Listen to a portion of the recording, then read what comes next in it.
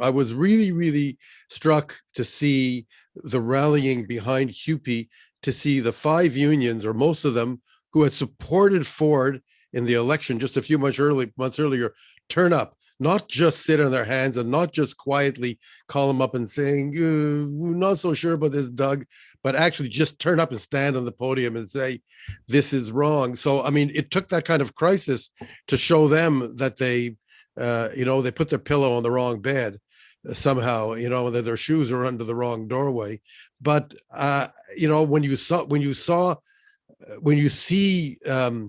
there's been a long-standing,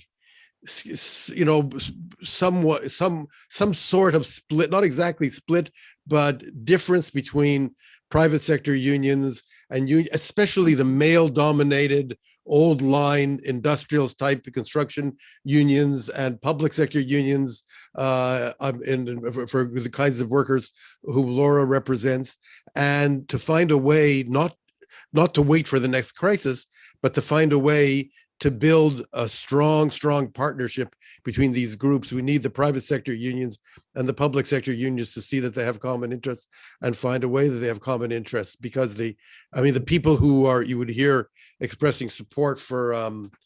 Pierre Poilievre in generally, if they're union members, are on the private sector union side. Mm-hmm. And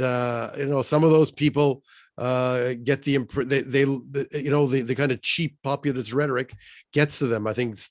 something to do with vaccines, or who knows what it is, but it is a genuine communications and cultural issue that I think the labor movement has to